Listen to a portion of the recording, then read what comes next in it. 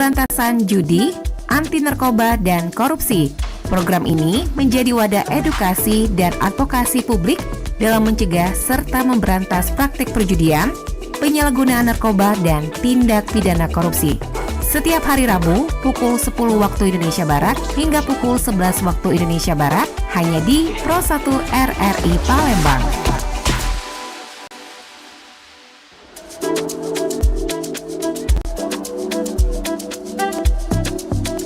Saatnya Anda mengikuti program Sanksi, siaran pemberantasan judi, anti narkoba, dan korupsi.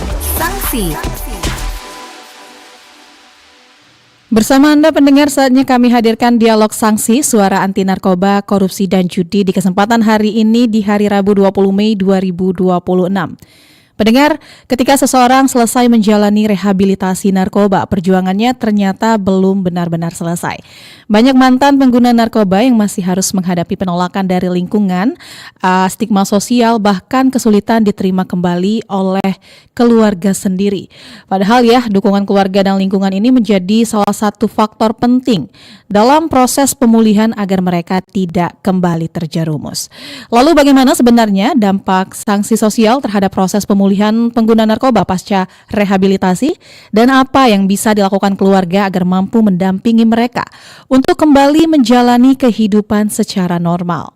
Dan pendengar, untuk membahasnya lebih lanjut sudah hadir bersama kita di studio Pro 1 RRI Palembang ada asisten konselor adiksi Rumah Sakit Ernaldi Bahar Palembang, Prima Setia AMD. Selamat siang Mas Prima. Selamat siang. Oke, boleh didekatkan sedikit? Oh ya. Oke, baik. Apa kabar Mas Prima? Alhamdulillah baik, Mbak. Alhamdulillah baik ya. Dan pendengar ya, untuk dialog sanksi pada siang hari ini kami tampilkan juga melalui kanal YouTube kami di Pro 1 RRI Palembang, dan bisa didengarkan melalui aplikasi RRI Digital yang dapat Anda unduh melalui Play Store dan juga App Store. Dan tentunya juga kami mengajak Anda untuk bergabung ya di perbincangan siang hari ini. Silakan nanti menuju line telepon kami di 0711369977 atau melalui pesan WhatsApp di 0821 79279090. Dan Mas Prima ya, manggilnya nggak apa ya? Nggak apa-apa. Biasa sering dipanggil Bro Prima biasanya, Mbak. Bro Prima. Tapi nggak apa-apa kalau dipanggil Mas. Oke, berarti kalau di rumah sakit lagi rehabilitasi biasanya pasien-pasien manggilnya Bro ya? Iya, biasanya kita dipanggil Bro, kalau yang perempuannya dipanggil Sis. Oh, jadi sebab kita kan program kekeluargaan, konsep kekeluargaan jatuhnya. Oke, baik. Jadi karena konsepnya kekeluargaan ya, manggilnya Bro dan Sis. Tapi saya izin panggil Mas, nggak apa-apa ya? Nggak apa-apa. Oke, baik. Mas Prima, sebelum kita masuk lebih jauh ya ke tema kita hari ini, boleh diperkenalkan diri terlebih dahulu. Sudah berapa lama bertugas sebagai asisten konselor adiksi ya di Rumah Sakit Ernaldi Bahar Palembang? Baiklah, saya Prima, biasa dipanggil Bro Prima. Saya asisten konselor adiksi di RS Ernaldi Bahar, tepatnya di ruang camar. Saya bertugas di Ernaldi Bahar mungkin baru ya, Mbak. Mungkinan baru 1 tahun lebih. Oh, 1 tahun lebih. Sebelumnya ya di lapas sudah pernah jadi konselor adiksi, terus di Bandung. Di situ, Mbak, selama ini pengalaman saya. Oke, jadi walaupun di Rumah Sakit Ernaldi Bahar di rumah camarnya baru 1 tahun lebih, tapi untuk menjadi konselor adiksinya sudah cukup lama ya, Mas? Kalau menjadi konselor adiksi udah lama sih, Mbak. Sekitar tahun 2000, dari awal mula dari tahun 2016, Mbak. Oke, baik. Baiklah, kalau begitu berarti Mas Prima ini memang sudah pengalaman sekali ya tentunya. Dan oke, kita kembali ke pembahasan kita ya Mas Prima ya, tentang proses rehabilitasi pengguna narkoba ini sendiri. Kalau boleh tahu sebenarnya prosesnya seperti apa nih terkait dengan proses rehabilitasi narkoba yang saat ini ada di rumah camar ya? Itu seperti apa untuk proses-prosesnya sebenarnya? Proses-prosesnya sih, Mbak, dari awal kita melakukan intake keluarga, terus asesmen. Di situ mengetahui bahwa ini pecandu narkoba apa cuman sekedar apa ya, memang belum terlalu parah, maksudnya kayak gitu Mbak. Apakah dia ini pecandu narkoba termasuk parah atau belum gitu. Oke. Jadi biasanya, kayak tingkatan seperti itu ya? ya ada tingkatan-tingkatannya di situ. Kita lihat dari situ pas waktu asesmen konseling Mbak. Oke.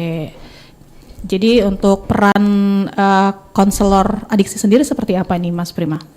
Peran konselor adiksi kita di situ membimbing Mbak, dalam program rehabilitasi, tepatnya di ruangan camar. Kita ngebimbing para pecandu. Itu tugas-tugas kita juga mengarahkan atau memberitahu edukasi-edukasi, termasuk materi-materi yang apa ya, masalah narkoba, efek-efek narkoba, terus sanksi-sanksi sosial yang dihadapi dalam seorang pecandu. Oke, jadi yang direhabilitasi ya sebenarnya nggak cuman ketergantungan fisik aja, ada juga mental dan sosialnya juga. Mental sosial pasti ada Mbak. Yang Oke. namanya pecandu itu selalu dipandang masyarakat atau pihak keluarga. Selalu itu mantan pecandu nih, bisa kayak gitu, selalu jahat lah pandangannya. Oke, baik. Kalau kita berbicara juga ya Mas Prima ya terkait dengan rehabilitasi narkoba, sebenarnya apa sih Mas tantangan terbesar yang biasanya dihadapi oleh mantan pengguna narkoba ini ya setelah keluar dari rehabilitasi?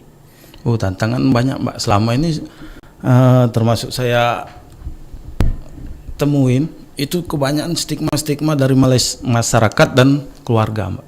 Adanya ketakutan-ketakutan keluarga yang dari pasca sebelum di rehab maupun setelah pulang rehab.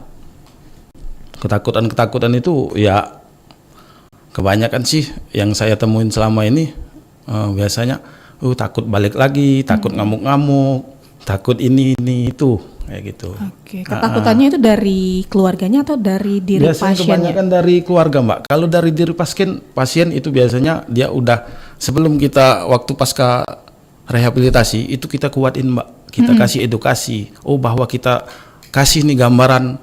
Kalau kita udah keluar ini gambarannya. Kita selalu di stigma, selalu di intimidasi bahwa kita pecandu, bahwa kita jahat lah pandangan masyarakat. Oke, jadi dari lingkungan sekitar juga ya Mas Prima ya, Iya, yang masih pasti. ada stigma-stigma terkait dengan Stigma terkait. mantan rehabilitasi pengguna narkoba. Sepertinya ini sudah ada penelpon yang masuk di kesempatan kali ini, kita coba terima terlebih dahulu. Selamat siang. Assalamualaikum. Waalaikumsalam warahmatullahi wabarakatuh. Dengan siapa di mana? Dengan Kliwon Mbak di Pulau Rimau. Dengan Pak Kliwon di Pulau Rimau. Silakan Pak. Makasih Mbak. Selamat siang Mbak Prima. Siang Pak. Pertanyaan saya ada 3 Pak. Pertama, kalau menurut pengalaman Bapak selama ini, background masalah Pak, bukan ekonomi keluarga ya, mereka terjerumus ke narkoba itu masalah apa Pak? Background masalahnya. Backgroundnya ya Pak. Backgroundnya Pak. Yang kedua, prosedur misal lingkungan saya atau keluarga saya ada yang kena itu. Kemudian untuk ke rumah sakit itu karena itu bau-bau kriminal mungkin Pak. Apa perlu pengantar dari polisi segala apa enggak Pak?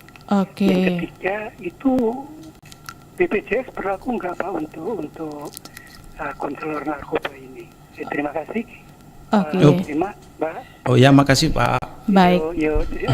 Terima kasih atas pencerahannya. Assalamualaikum warahmatullahi wabarakatuh. Waalaikumsalam warahmatullahi wabarakatuh. Itu dia tadi Pak Kliwon ya di Pulau Rimau. Silakan Mas Prima. Oke, baiklah. Pertanyaan pertama Terkait background. Sebenarnya sih bukan background Pak, tepatnya pada lingkungan. Iya. Kalau background ya ada juga yang background memang benar-benar baik, ada background buruk. Itu tepatnya kepada lingkungan. Kebanyakan para pecandu yang memang benar-benar jatuh atau kecanduan itu dikarenakan lingkungan yang negatif, teman-teman sebaya, biasanya kayak gitu. Nah, terus juga pertanyaan yang Kedua tadi terkait dengan Terkait pengantar dengan dari pengantar kepolisian. Jadi kepolisian. misal ada yang pengguna nih untuk rehabilitasi itu apakah butuh pengantar dari kepolisian karena itu katanya mungkin tanda kutip kriminal ya untuk narkoba. selama ini kita jumpain tepatnya di RS Enal di Bahar itu ada banyak satu dari antaran keluarga. Memang benar-benar dia nih anak saya udah kecanduan nih. Itu dari antaran keluarga jatuhnya, Mbak. Nah, terus juga ada yang namanya kita Rumah Sakit Enal di Bahar bekerja sama dengan kejaksaan. Namanya pasien RJ. Itu antaran dari kejaksaan. RJ itu apa, Mas? RJ Restorasi Justip. Oh, oke. Kayak gitu. Biasanya diantar dari pihak kejaksaan mengalami yang notabene tadi penjahat lah, pecandu atau apalah, pokoknya itu melalui proses persidangan ditetapkan dia bahwa dia ini cuman pecandu, cuma ibaratnya korban. Nah, jadi ditempatkan pada kita di Rumah Sakit Enal di Bahar diantar. Baik. Jadi biasanya dari memang diantar ya untuk. Ya, memang diantar, Mbak. Biasa ada dari keluarga, dari kepolisian dan dari kejaksaan. Oke, baik. Gitu. Dan pertanyaan ketiga nih dari Pak Kliwon tadi ya, Mas Prima tadi terkait BPJS bisa nggak? Kalau terkait BPJS kita memang tepatnya di Rumah Sakit Enal di Bahar, itu program BPJS kita bisa, Mbak. Itu juga ada apa ya namanya surat keterangan ketidakmampuan. Oke, baik. Dalam 1 tahun itu berlaku cuma 1 kali. Oke, jadi bisa ya pakai BPJS sebenarnya. Bisa. Oke, semoga tadi menjawab juga ya pertanyaan dari Pak Kliwon tadi, ada 3 pertanyaan. Dan kita kembali lagi ya Mas Prima ya terkait dengan rehabilitasi nih. Jadi banyak masyarakat nih mengira ya kalau setelah rehabilitasi ini seorang otomatis pulih sepenuhnya nih. Padahal kenyataannya kan proses adaptasi ini kembali ke lingkungan itu mungkin agak sulit. Sejauh ini seperti apa untuk proses adaptasi di lingkungan apa yang sudah diedukasi kepada pasien-pasien pengguna narkoba yang sudah menjalani rehabilitasinya, Mas Prima? Nah, gini. Biasanya kita yang selama ini kes-kes yang kita jumpai terhadap pasca rehabilitasi itu kan sebenarnya sih para pecandu itu sangat panjang, Mbak. Bukan cuma sekedar pulih saat direhabilitasi aku pulih nih, enggak. Itu juga butuhnya dorongan dari keluarga, dari rangkulan dari masyarakat bahwa pecandu pengennya butuh pengakuan. Butuh pengakuan bahwa aku sudah sembuh nih. Aku sudah sembuh, aku bisa beradaptasi ke masyarakat. Nah, kebanyakan sih stigma-stigma buruk para pecandu kan ini dipandang gimana ya? Seolah-olah mereka tuh memang benar-benar jahat, memang benar-benar nggak bakal berubah lagi. Kebanyakan kayak gitu. Stigma-stigma dari masyarakat yang ditakutin para pecandu.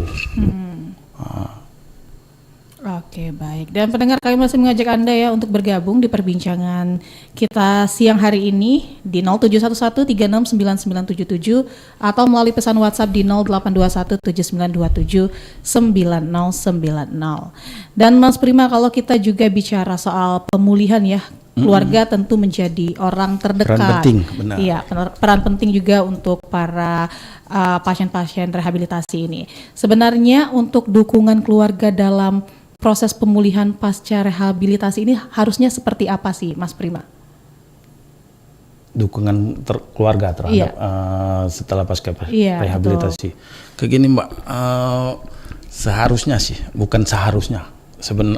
Ini keluarga harus merangkul, Mbak. Merangkul. Yang selepas para pecandu yang memang benar-benar sudah balik dari rehabilitasi, bukan ditanya, kita rangkul. Kita ciptakan, pihak keluarga harusnya menciptakan keharmonisan, suasana lingkungan, bukan selalu ditanya. Dia datang nih bukan aku udah sembuh. Malahan yang para pecandu itu takut, Mbak, balik ke Palembang, balik ke rumahnya, balik ke lingkungan masyarakat. Itu paling takut para pecandu.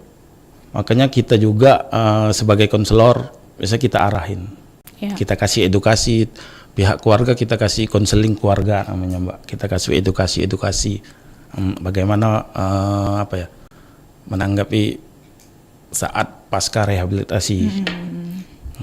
Terus juga konseling individu yang tadinya para pecandu tadi takut mau balik ke lingkungan. Biasanya kayak gini, bro, saya biasanya takut bro balik. Takut ngapa? Takut angkat balik lagi, takut pakai lagi, takut direhab lagi. Nah kayak gitu Mbak, yang memang benar-benar para pecandu yang takut untuk balik ke lingkungan atau rumah. Itu kita rangkul, kita arahkan ke ikut organisasi. Disitulah circle mereka yang memang benar-benar positif. Iya. Oke, tapi sebagai keluarga nih ya Mas Prima ya, terkadang kita tuh ingin membantu nih, tapi bingung juga harus bersikap seperti apa. Sebenarnya untuk pendampingan yang ideal dari keluarga itu yang seperti apa sih Mas Prima? Nah itu tadi Pak, kita kan sebelum mereka pasien yang balik dari rehabilitasi, kita kasih edukasi dulu. Kita kasih edukasi keluarganya, itu tadi konseling keluarga namanya. Cara-cara untuk menghadapi yang memang benar-benar selama ini ketakutan keluarga yang terhadap para pecandu. Takut ngamuk lah, bisa kayak gitu, ngamuk terus bertingkah yang aneh-aneh. Nah caranya sih itu dirangkul, memang benar-benar disupport. Sebab para pecandu itu biasanya keinginan kuat yang ingin dia pulih atau stop narkoba, itu keluarga Mbak terutama. Oke, tapi untuk masa rehabilitasi ini biasanya berapa bulan ya Mas? Kalau dulu masa rehabilitasi itu 6 bulan. 6 bulan. Kalau sekarang udah dipersingkat lagi 3 bulan. 3 bulan.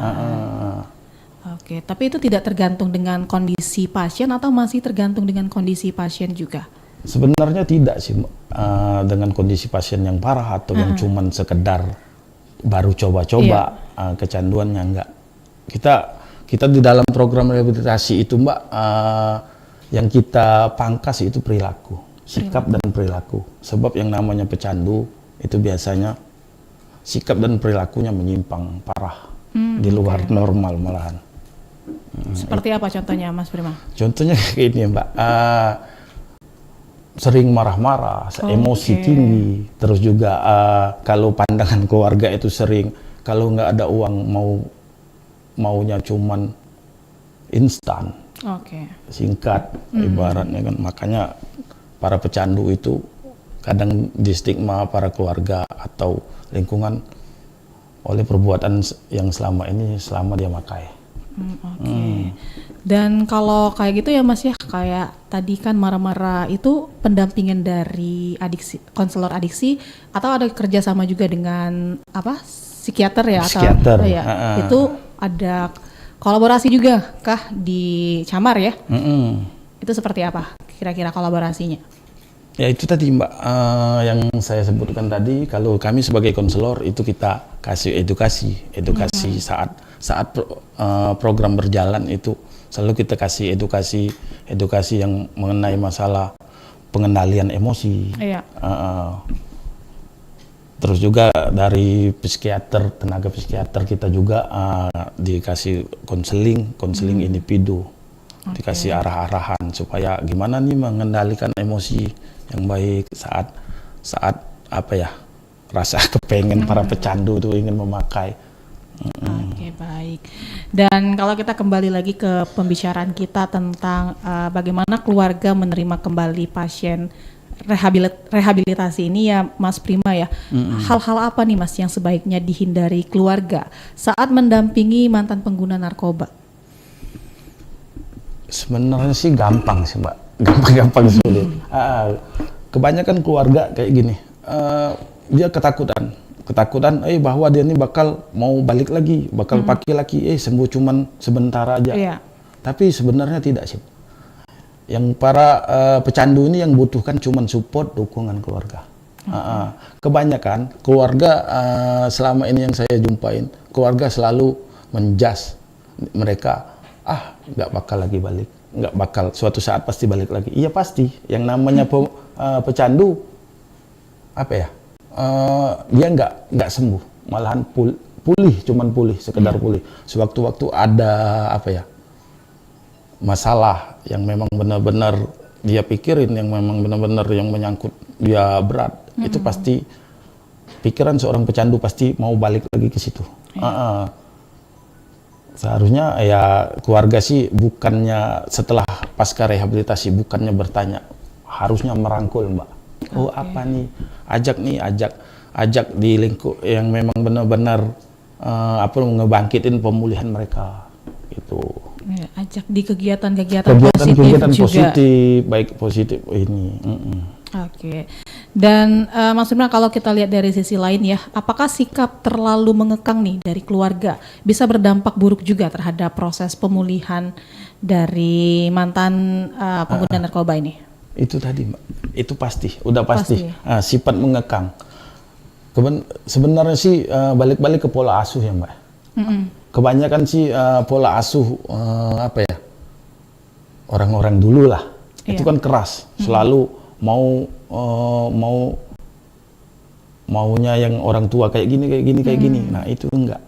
Seharusnya ya apa yang memang jadi kemampuan si para pecandu ini, apa keinginannya diturutin, harusnya diturutin. Itu juga jangan terlalu kita aware terhadap itu, tapi hanya cuman sekedar mendorong. Apa keinginan, misalnya nih aku mau pengen buka bengkel, ya udah kita rangkul, kita support apa skill-skill yang si pecandu ini, apakah memang benar dia pengen serius, sebenarnya kayak gitu. Oke. Dan selain keluarga ya Mas Prima ya, lingkungan sosial ini juga berpengaruh besar ya. Berpengaruh besar untuk mantan pengguna narkoba ini. Kalau kita berbicara tentang pengaruh pertemanan maupun lingkungan, sebenarnya ini seberapa besar terhadap kemungkinan mereka ini bisa relapse atau kambuh kembali nih Mas? Kalau untuk circle pertemanan ya. Pertemanan itu sekitar kemungkinan kalau dipersentasiin di angka mungkin sekitar 70%. Makanya kebanyakan para pecandu, Mbak, itu paling takut yang namanya setelah pasca rehabilitasi. Paling takut balik, Mbak. Sebab kenapa? Pikiran para pecandu, ketika aku balik nih pasti aku diajak teman. Nah, kita menghindarin teman itu takut dibilang sombong. Takutnya dibilang sombong. Nah, kita itu di situ kita kadang bingung, Mbak. Gimana ya? Sok yes kata orang. Palingan balik lagi kayak gitu pandangan dari lingkungan. Makanya seorang pecandu itu butuh circle yang memang benar-benar positif. Nah, kami sebagai konselor juga selalu mengarahkan cara menghindari teman biar tidak dibilang sombong gitu orang tuh. Itu gimana sih cara biar bisa cut off teman yang membawa pengaruh-pengaruh buruk nih? Itu sebenarnya gampang sih, Mbak. Pengaruh-pengaruh negatif itu kita banyakin alasan aja. Misalnya contohnya kayak aku aja lah anggap. Prima, kita sini yuk, pakai lagi yuk, ini yuk. Udahlah, aku gini, aku nggak bisa, aku ada janji dengan orang tua atau dengan siapa itu. Sebanyakin alasan, Mbak. Yang penting banyakin alasan untuk menghindari biar nggak dibilang sok-sok padahal bakal maki lagi kayak gitu. Ya, demi diri sendiri juga ya Mas Prima ya. Baiklah Mas Prima, kita jeda sejenak ya. Nanti kita lanjutkan perbincangan kita setelah yang satu ini, dan pendengar yang masih ingin bergabung ya masih kami tunggu di 0711369977 atau melalui pesan WhatsApp di 082179279090. Tetap bersama kami di Pro 1 RRI Palembang, kanal informasi dan inspirasi. Cobain ini nih, bisa bikin kreatif loh. Enggak ah, aku pede kok sama karyaku. Kenapa murung? Coba cicip dikit, bisa bikin kamu happy. Ide apa sih? Halu kamu. Aku punya hobi dan kegiatan positif yang bikin aku happy tahu. Bro, nggak usah lah olahraga. Nih, kalau pakai ini nih, bisa bikin kurus loh. Ah, hoax. Kalau mau kurus ya olahraga, bukan pakai narkoba. Ingat, jangan takut menolak narkoba. Takutlah jika terjerat kasus narkoba. Pesan ini disampaikan Radio Republik Indonesia.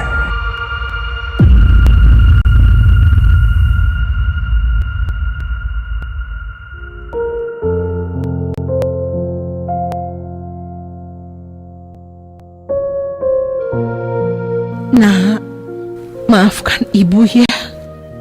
Ibu rindu sekali. Ibu sekarang cuma bisa memegang fotomu, nak. Andaikan ibu bisa terus menjagamu, membimbingmu, kamu pasti tidak akan terjerumus, tidak berakhir seperti ini. Maaf ya, nak.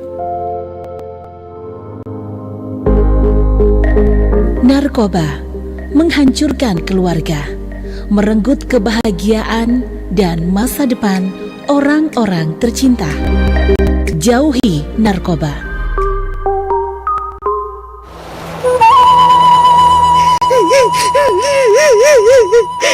Tuhan, kemananya aku yang udah tua ini?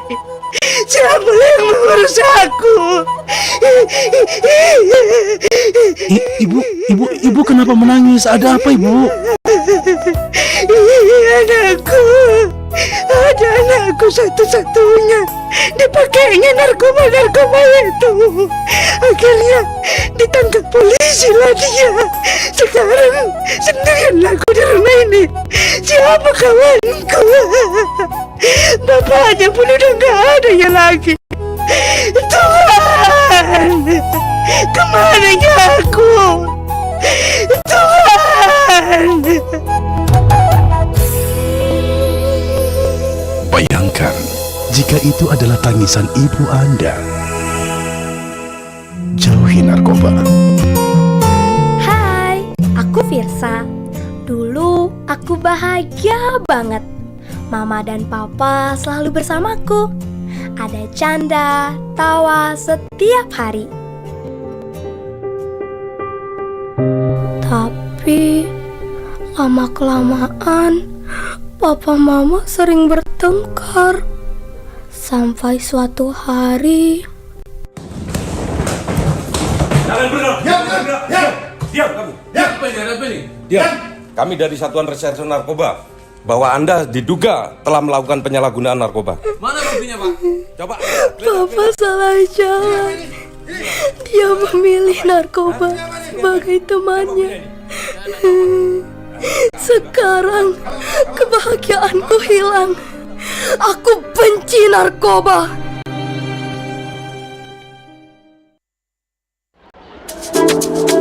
Sanksi, siaran pemberantasan judi, anti narkoba dan korupsi. Program ini menjadi wadah edukasi dan advokasi publik dalam mencegah serta memberantas praktik perjudian, penyalahgunaan narkoba dan tindak pidana korupsi.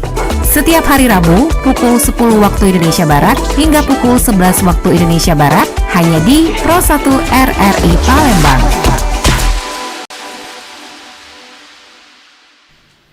Terima kasih pendengar, Anda masih di 92,4 FM Pro 1 RRI Palembang, kanal informasi dan inspirasi, tentunya masih dalam dialog sanksi, suara anti narkoba, korupsi dan judi. Di edisi hari ini 20 Mei 2026 di hari Rabu. Dan tema yang kita bahas hari ini yaitu sanksi sosial dan ketidakmampuan keluarga dalam penerimaan penggunaan narkoba pasca rehabilitasi. Kita masih bersama dengan Mas Prima Setia yang merupakan asisten konselor adiksi Rumah Sakit Ernaldi Bahar Palembang. Mas Prima, kita lanjutkan perbincangan kita ya. Kita terima juga ini sudah ada chat yang masuk di live chat YouTube kita di Pro 1 RRI Palembang dari @Gea Widyanti. Saya punya teman yang sebenarnya ingin berubah, tapi dia bilang cap buruk dari lingkungan membuat dia putus asa. Gimana cara membangkitkan semangatnya lagi? Silakan, Mas Prima. Oke, tadi mungkin sudah kita bahas stigma lah, anggap itu stigma cap buruk untuk seorang pecandu itu memang banyak, Mbak. Itu susah, paling susah dihindari. Caranya cuma satu, kita buktiin dengan tindakan atau gimana ya, prestasi-prestasi yang memang benar. Oh, aku sudah pulih, aku pengen diakui, aku pengen disetarain gitu. Kalau untuk menghilangkan cap buruk dari masyarakat atau yang lain dengan tanda kutip seorang pecandu itu nggak bakal yang namanya hilang kecuali dia udah nggak ada lagi gitu. Oke, tapi kalau dari teman nih, dari lingkungan yang ingin memberikan semangat itu seperti apa kira-kira, Mas? Oh, support ya. Sebenarnya sih seorang pecandu itu sebenarnya dia sama, dia cuman hanya terjerumus dalam pergaulan yang memang benar-benar negatif. Sama kayak orang-orang normal, ingin diperlakukan dengan baik, dengan ibaratnya penuh dukungan, dorongan, rangkulan gitu. Oke, baik. Dan kita lanjut percakapan kita ya mengenai relapse juga. Dan juga tantangan sosial yang tentunya masih mengintai ya para pecandu narkoba ini. Kalau kita sering mendengar istilah relapse atau kembali menggunakan narkoba nih, Mas, apa Mas sebenarnya faktor paling besar yang menyebabkan seorang ini kembali memakai narkoba setelah rehabilitasi? Faktor-faktor yang paling besar satu tuh lingkungan yang memang benar-benar tidak kondusif, yang memang benar-benar negatif. Kayaknya kebanyakan para pecandu, ketakutan para pecandu itu di lingkungan, baliknya di lingkungan awal dari pertama kali dia memang benar-benar pernah pakai. Oke, ini kita terima penelpon terlebih dahulu ya, Mas Prima. Oke, Mbak. Selamat siang. Siang. Ya, dengan siapa di mana? Perkenalkan, saya Radinal dari Banyuasin, Mbak. Radinal? Iya, Radinal dari Banyuasin. Radinal di Banyuasin, silakan Pak Radinal. Iya, saya mau bertanya, Mbak. Ya. Bagaimana sih mengatasi stigma? Karena stigma ini banyak terjadi di lingkungan keluarga itu sendiri, di lingkungan di kerja. Oke, ya, itu saja Pak Radinal. Oh. Gimana? Ya Mbak, banyaknya stigma terhadap kita itu banyaknya di lingkungan keluarga sendiri, lingkungan kerja, teman-teman sendiri, gitu pertanyaan pertama Mbak. Iya. Nah itu pertanyaan pertama. Pertanyaan kedua Mbak, ini saya mau tanya, orang yang telah menjalani pemulihan atau dalam hal ini recovering addict, kenapa sih memiliki kesempatan yang besar untuk relapse itu, kenapa ya? Oke. Ya itu aja sih Mbak. Oke, itu saja ya, Pak Radinal ya. Baik, terima kasih. Ya, sama-sama. Oke, Assalamualaikum warahmatullahi wabarakatuh. Dan tadi pertanyaan dari Pak Radinal di Banyuasin, gimana mengatasi stigma nih? Stigma biasanya datang dari keluarga dan juga lingkungan kerja. Untuk pertanyaan pertamanya, silakan. Oke, cara mengatasi stigma dan lingkungan dari pertanyaan Radinal tadi, Pak Radinal tadi dari Banyuasin, itu dari apa ya? Pertanyaan persatu sama pertanyaan kedua itu saling berhubungan, Mbak. Terus mengatasi yang namanya para pecandu itu memang benar-benar tidak terluput dari yang namanya stigma. Stigma selalu ada dengan cara gitu. Biasanya kayak gini, para pecandu membuktikan, Mbak, bahwa dia ini mampu sekarang. Saya mampu, saya setara nih dengan yang memang benar-benar orang normal.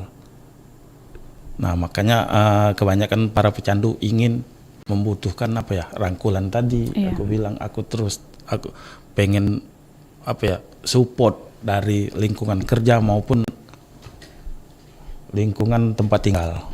Oke.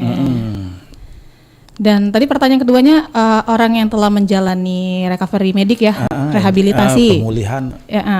Gimana nih bisa terjerat lagi dengan kondisi relapse ya, kembali lagi menggunakan narkoba?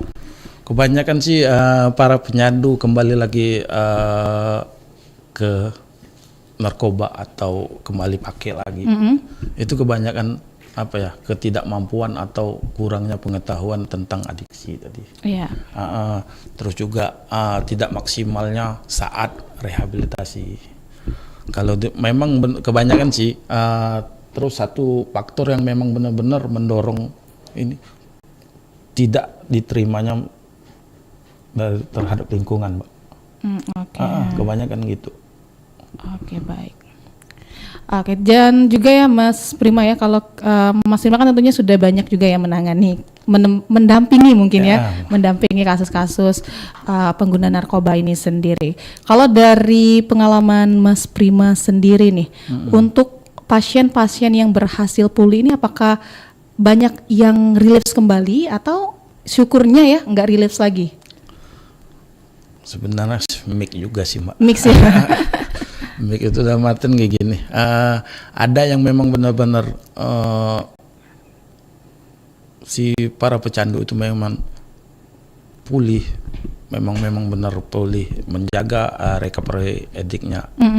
Itu biasanya support dari keluarga, dari keluarga, teman, orang-orang yang memang benar-benar dia ingin melakukan pemulihan. Gitu. Kebanyakan juga yang kambuh, ya kurangnya dukungan, Mbak, kurangnya support dari baik dari masyarakat maupun keluarga. Gitu biasanya. Tapi kalau mantan pengguna narkoba ini sudah keluar dari rehabilitasi, apakah masih bisa mereka untuk minta saran atau minta curhat nih kepada konselor adiksinya? Biasanya kayak gini, pengalaman saya sih banyak sih, Mbak. Banyak jadi. Banyak. Dia tuh ada warning ya di diri dia. Oh, aku bakal jatuh lagi nih. Mulai dia nelpon. Biasanya nelpon. Biasanya bertanya nelpon, bro, aku mau jatuh lagi nih. Kayak mana nih ngatasinnya? Ya, saya juga biasanya pengalaman saya ajak ketemuan di mana kalau memang dia memang di luar kota, ya cukup arahan-arahan atau baik call aja lah, gitu. Oke, jadi banyak juga kasusnya ya masih butuh pendampingan sangat banyak, Mbak. Walaupun sudah keluar dari walaupun dia sudah keluar bertahun-tahun, pasti mau dia butuh nih support dari konselor, terus juga support dari keluarga dan lingkungan gitu. Oke, baik. Dan Mas Prima, supaya masyarakat juga memahami ya Mas Prima ya, apakah ada tanda-tanda awal nih untuk seseorang yang mulai mengalami risiko relapse ini sendiri? Biasanya sih ada tanda-tandanya, Mbak. Biasanya tanda-tanda mengalami relapse atau mau pakai dia mengalami gelisah, terus juga dia selalu beranggapan, wah aku tidak berguna nih, aku gagal gitu. Biasanya kayak gitu, Mbak. Oke, baik. Dan pendengar yang ingin bergabung ya, kami masih tunggu di 0711369977 atau melalui pesan WhatsApp di 082179279090. Dan juga untuk pembicaraan kita di Dialog Sanksi kesempatan hari ini juga kami tampilkan melalui kanal YouTube kami di Pro 1 RRI Palembang. Silakan untuk Anda yang ingin bergabung ya, kami masih menunggu partisipasi Anda di kesempatan siang hari ini. Dan kita masih bersama dengan Mas Prima. Kita juga berbicara nih tentang kondisi sekarang ya Mas Prima ya. Tentunya masih ada stigma juga di masyarakat. Apa nih Mas yang perlu diubah dari cara pandang masyarakat terhadap mantan pengguna narkoba ini sendiri? Yang mestinya harus diubah cuman satu, Mbak. Para pecandu ingin disetarakan, Mbak. Disetarakan seperti orang-orang normal. Ubah pola pikir yang memang benar-benar negatif terhadap para pecandu. Para pecandu itu sama sebenarnya, dia manusia juga, hanya saja dia salah pergaulan gitu. Oke, baik. Kalau untuk peran komunitas nih ataupun kegiatan-kegiatan positif, seberapa penting nih seperti pekerjaan, pendidikan ataupun komunitas yang sebelumnya untuk menjaga proses pemulihan mereka ini? Kalau peran kelompok, peran kelompok baik maupun di lingkungan kerja maupun itu sangat penting, Mbak. Sebab yang namanya recovery addict itu harus aktif dalam kegiatan. Dalam artian, dalam tanda kutip, dia jangan sampai menyendiri, terus kepikiran lagi mau pakai nih, harusnya dia full aktivitas agar setiap pemulihan itu selalu ini terkontrol lah ibaratnya. Nggak balik lagi ke lingkungan negatif. Caranya gitu tadi, dicari aktivitas kesibukan. Oke.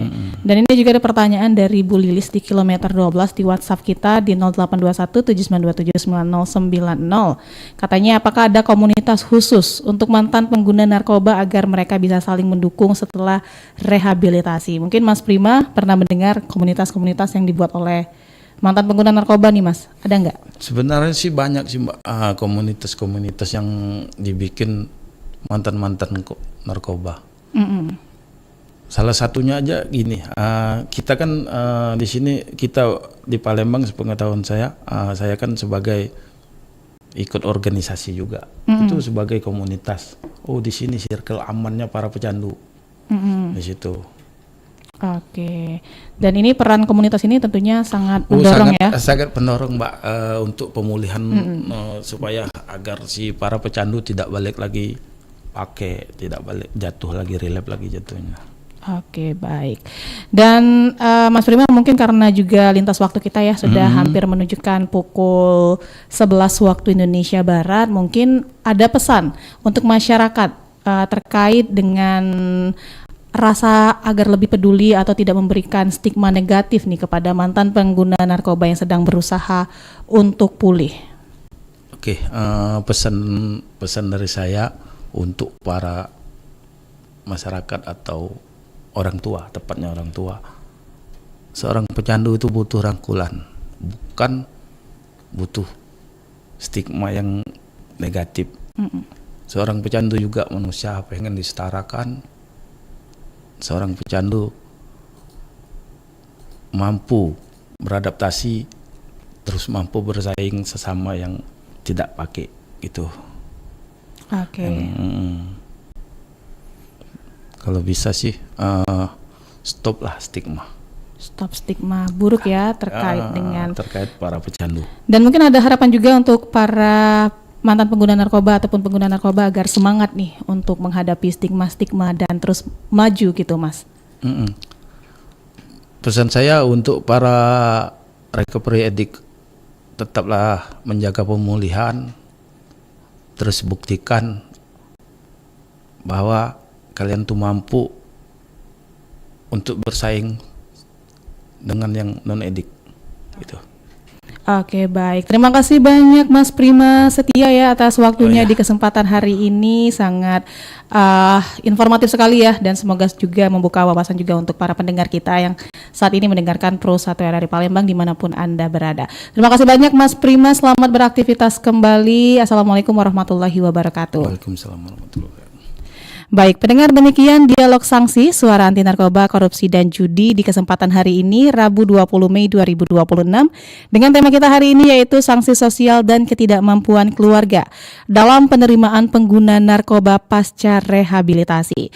Tadi kita sudah bersama dengan asisten konselor adiksi Rumah Sakit Ernaldi Bahar Palembang, ada Prima Setia AMD. Terima kasih banyak juga untuk Anda yang sudah bergabung bersama kami, dan tetaplah bersama kami karena setelah ini kami masih akan menghadirkan dinamika olahraga bersama Programa 3 RRI. Tetap bersama kami di Pro 1 RRI Palembang, kanal informasi dan inspirasi. Telah Anda ikuti program Sanksi, siaran pemberantasan judi, anti narkoba dan korupsi. Sanksi. Sayang. Sayang. Ih, akhir-akhir ini kok kamu acuh banget sih? Bikin aku sedih tahu. Lah, kok sedih sih? Bagus dong sayang. Kita putus. Kamu seneng jogging aku? Oh ya ampun Beb, kamu salah paham. Sini, kita sama-sama buka KBBI ya. Di dalam KBBI, acuh berarti peduli. Sedangkan untuk kata tidak peduli, artinya acuh tak acuh. Gimana? Masih mau putus nggak? Gitu. Kamu harus acuhkan aku terus. Siap. Jangan acuh tak acuh lagi. Oke? Kamu. Yuk makan yuk. Ayo. Oke.